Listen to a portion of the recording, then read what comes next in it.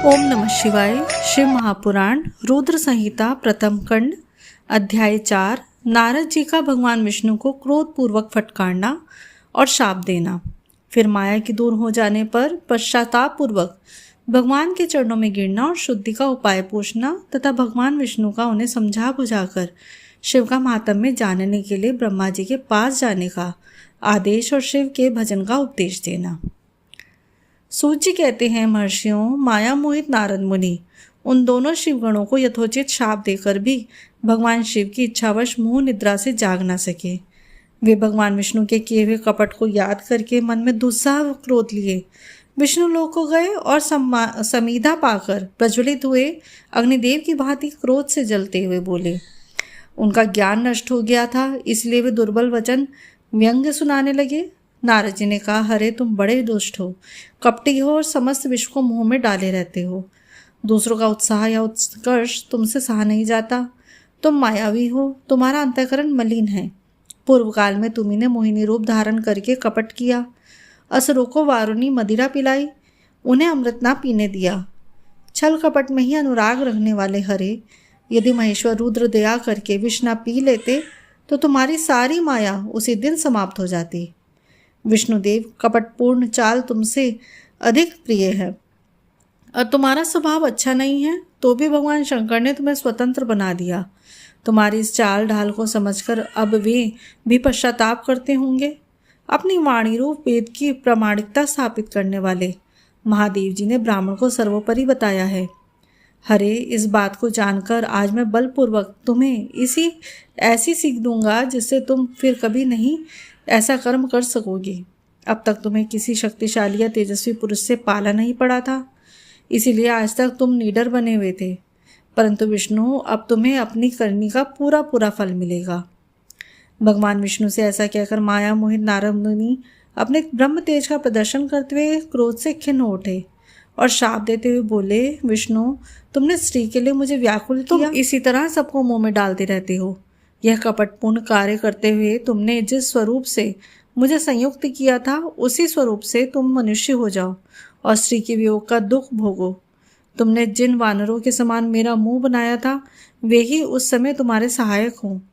तुम दूसरों को दुख देने वाले हो, अतः स्वयं भी तुम्हें स्त्री का वियोग का दुख प्राप्त हो। अज्ञान से मोहित मनुष्य के समान तुम्हारी स्थिति हो।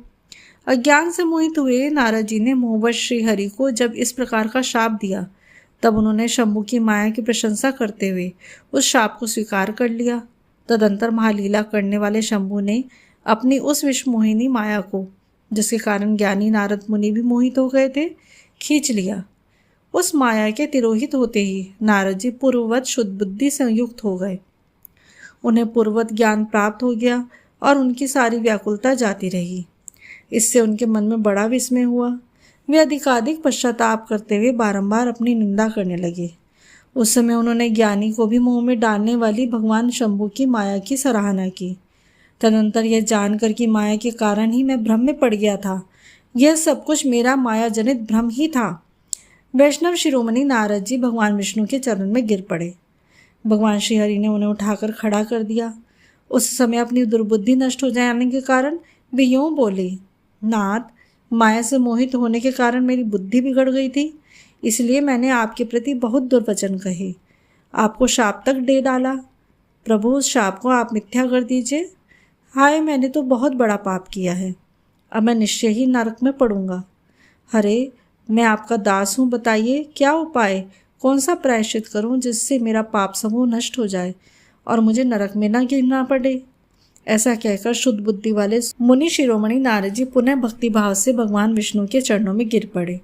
उस समय उन्हें बड़ा पश्चाताप हो रहा था। तब श्री विष्णु ने उन्हें उठाकर मधुर वाणी में कहा। भगवान विष्णु बोले, तात, खेद ना करो, तुम मेरे श्रेष्ठ भक्त हो, इसमें संशय नहीं है। मैं तुम्हें एक बात बताता हूँ, सुनो। उससे निश्चय ही तुम्हारा परम हित होगा। तुम्हें नरक में नहीं जाना पड़ेगा। भगवान शिव तुम्हारा कल्याण करेंगे। तुमने मत से मोहित होकर जो भगवान शिव की बात नहीं मानी थी, उसकी अवहेलना कर दी थी, उसी अपराध का भगवान शिव ने तुम्हें ऐसा फल दिया है, क्योंकि वे ही कर्मफल के दाता हैं। तुम अपने मन में यह दृढ़ निश्चय कर लो कि भगवान शिव की इच्छा से ही यह सब कुछ हुआ है। सबके स्वामी परमेश्वर शंकर ही गर्व को दूर करने वाले हैं। वे ही परब्रह्म परमात्मा है। उन्हीं का सच्चिदानंद रूप से बोध होता है। वे निर्गुण और निर्विकार हैं। सत्व, रज और तम इन तीनों गुणों से परे हैं। यही अपनी माया को लेकर ब्रह्मा, विष्णु और महेश इन तीनों रूपों में प्रकट होते हैं। निर्गुण और सगुण भी वे ही हैं। निर्गुण अवस्था में उन्हीं का नाम शिव है। वे ही परमात्मा, महेश्वर, परब्रह्म, अविनाशी, अनंत और महादेव आदि नामों से जाने जाते हैं। उन्हीं की सेवा से ब्रह्मा जी के जगत के सृष्टा हुए और मैं तीनों लोकों का पालन करता हूँ। वे स्वयं ही रुद्र रूप से सदा सबका संहार करते हैं। वे शिव स्वरूप ही सबके साक्षी हैं। माया से भिन्न और निर्गुण हैं। स्वतंत्र होने के कारण वे अपनी इच्छा के अनुसार चलते हैं। उनका विहार, आचार, व्यवहार उत्तम है और वे भक्तों पर दया करने वाले हैं। नारद मुनि, मैं तुम्हें एक सुंदर उपाय बताता हूँ जो सुखद, समस्त पापों का नाश और सदा भोग एवं मोक्ष देने वाला है। तुम उसे सुनो। अपने सारे संशयों को त्याग कर तुम भगवान शंकर के सुयश का गान करो और सदा अनन्य भाव से शिव के शतनामों स्रोत का पाठ करो। मुने, तुम निरंतर उन्हीं की उपासना और उन्हीं का भजन करो।